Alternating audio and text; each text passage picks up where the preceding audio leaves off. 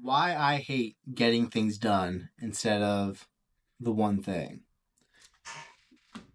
Getting things done has this concept that if a task takes you less than 4 minutes, you do it right away. And I'm thinking about that. I'm like, okay, you know what? I'm going to try that. Wake up in the morning. I don't brush my teeth with a ball of jacket, but so I wake up in the morning and I'm going about my day. I'm like, okay, kitchen's a little messy. Probably only take me about 4 minutes to vacuum the kitchen. Do that. Well, the bathroom's a little messy. Another 4 minutes. The living room's a little messy. Another 4 minutes. When I see the hallway, that's another 4 minutes. And then I get in the hallway. I'm like, you know what? These rugs could be shaken out. That's about 4 minutes. Then I'm looking at it. I'm like, not everything came up when I vacuumed. Why not try steam mopping it? Story plays out. 4 minutes per room-ish.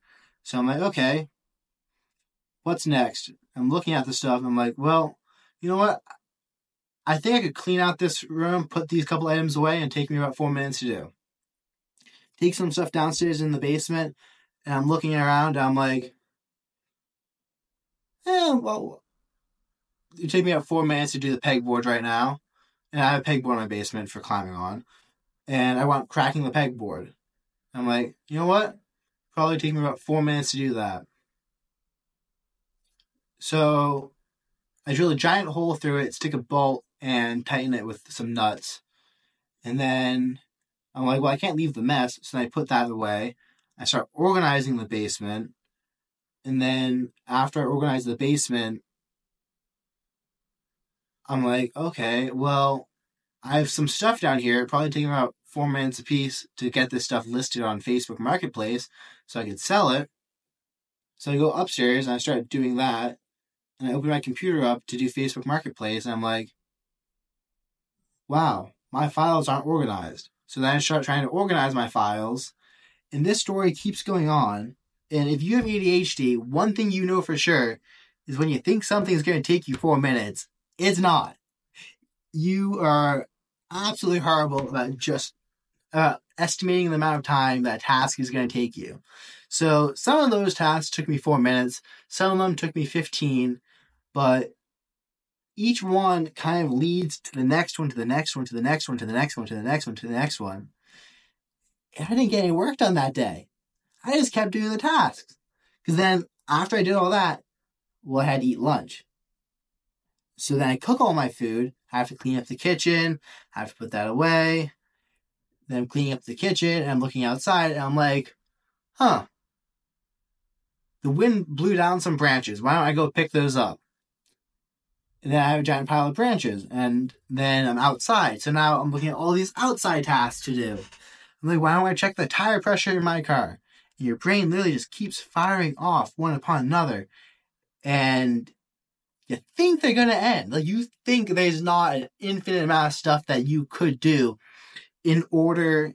Like, you don't assume that you can always do a 4-minute task. Like, there's never going to be an end. Like, there has to be an end somewhere. Like, the world's not full of it. If you're someone with ADHD, yeah, the world's full of 4-minute tasks. Partially because we can buzz off one task to the next, to the next, to the next, like that. And the other thing is, we suck at estimating time. Like, when I'm journaling and when I'm planning out my day, I triple everything. I put 15-minute buffers in it. And the system that I found works is actually the book, The One Thing, which is basically just time blocking, and you write down a list of everything that you want to get done. And I have this list. It's 15 pages long right now.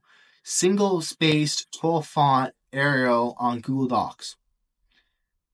And it's just little bullet points. But once you have that, you then sort it. And then you 80-20 rule. You look at this, you're like, okay, what actually needs to get done? What here, if I got done, would make all the other tasks easier to get done? And a lot of the time, you realize that the more money you have coming in, the less things you actually would have to do yourself and the more free time you'd have, because you can take that money and say, pay someone to put a peep sight on your boat for you. You could pay someone to clean your backyard. You could pay someone to clean your gutters. You could pay someone to build a website. You can do all these stuff with money. So then you're like, okay, well, let's focus on money for right now. You do about, I put a 3-hour window. You do a 3-hour window, and then I'll rest for 15 minutes. And when I say rest, I mean I literally will sit down, either pet my cat or just lie down on my bed, my yogi bow, just like a giant beanbag, and I'll just reflect and maybe take a quick nap. But like you kind of just let your brain calm down.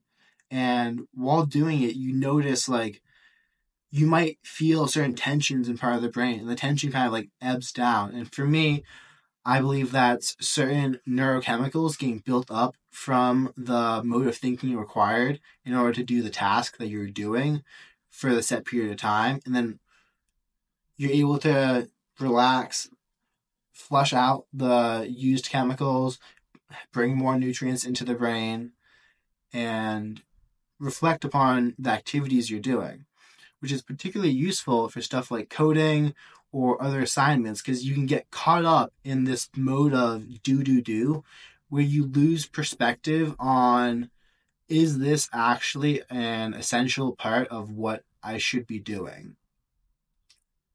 And once you can course correct yourself, and sometimes you need to literally just sit down, relax, and let your brain free associate for 15 minutes in order to realize that this task is not essential, even though you might be telling yourself that it is. So for me, I time block 3 hours, rest 15 minutes, 3 hours, rest 15 minutes, 3 hours, rest 15 minutes. And then within those time blocks, maybe 2 of them, maybe I'm only working 6 hours a day on actual making money.